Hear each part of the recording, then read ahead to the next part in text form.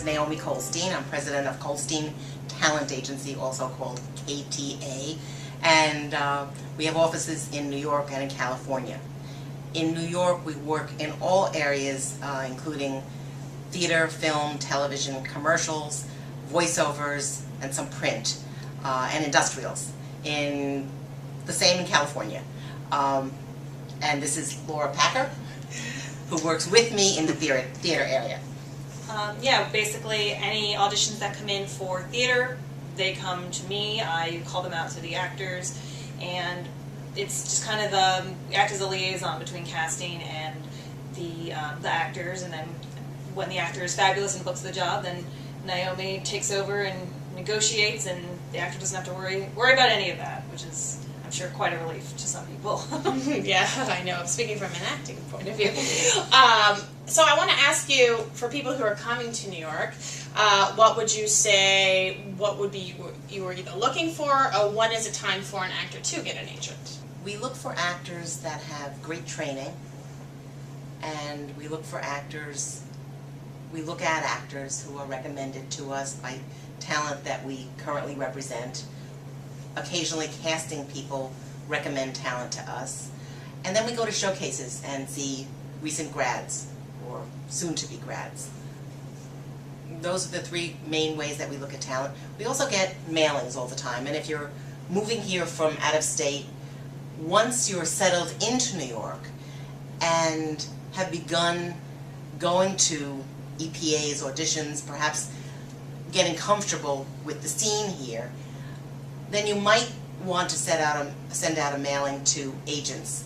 But unless you have both credits and some New York experiences, it's going to be a tough road to get that agent. You might need to be here for a while and establish some connections first. Yeah, it's not unheard of that you can open the mail and get a call from an agent to come in and meet. It's rare, but it does happen. The best thing to do once you get to New York is, try to get involved with readings and showcases, just to get out there, to be seen by the New York people, and to get the New York credits, because it's easier to do a mailing to an agent and saying, hey, I just moved here, I'm in this reading, come see me, rather than, well, in high school and college I did all these shows and I was really good, just believe me. And I think too, I know coming from an acting standpoint, it's probably best for people to get out there and start auditioning right away, meeting the people who cast those shows. And that way they can come to you and be like, well, I know this person and this person and this person, and then they can help, you can help kind of facilitate Exactly. If we get a cover note along with a headshot and resume that says, these are the callbacks I've had within the past few months, these are the people who know me, who seem to like me, that would pique our interest.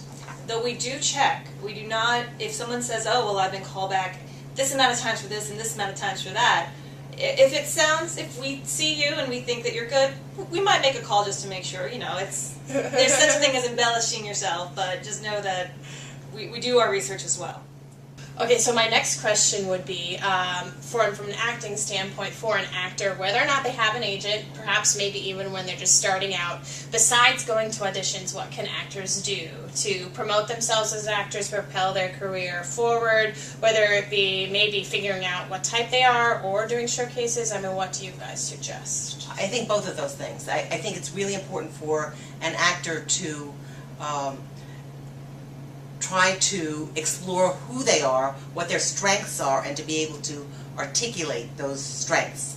I think any kind showcases right in the city of Manhattan, are wonderful vehicles for them.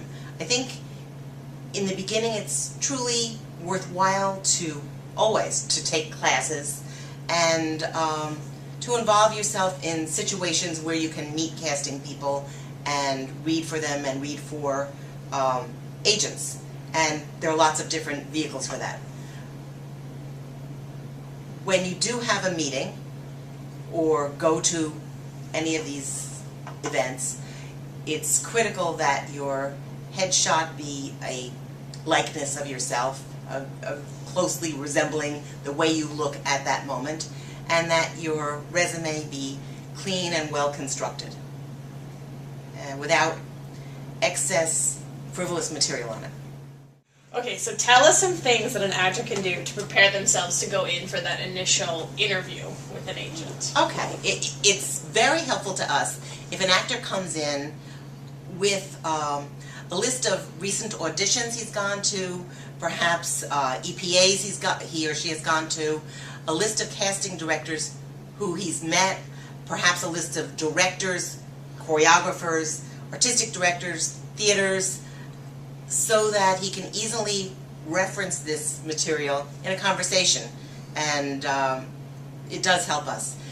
And going forward, if we do decide to work together with that actor, we're going to need this material. We're also going to want the actor to have some idea of the perfect roles for this time in his career. And we take his lists and we save those lists and we reference the lists very often. It gives us ideas, not necessarily those specific roles, but it helps us to know the actor better. And it shows us that they know their type of character as well. If we've got a tall, dashing fellow and he wants to play the bumbling fool, clearly, I guess he'd usually be the other way around, but clearly he doesn't fully understand who he is as a character, so that also helps for us to say, well, no, really, you should be looking more towards this kind of stuff. I guess that even, too, implies, like, an actor has to realize, especially when coming to New York, that they're a product, and they're selling themselves, so if they're not really sure who they are, that doesn't help you at all, yeah. So. And it's tremendously helpful if they feed us the information so we can turn around and incorporate that in our conversation with the world of casting. One other thing, sometimes actors have the capability of doing certain roles, but without any training or experience, it's really hard for an actor who's only done musical theater to come in for an initial meeting and say to us, I think I am no longer interested in musical theater. I really want to do classical theater now. It's unlikely that we'll be able to help them. So they have to be a little realistic and honest.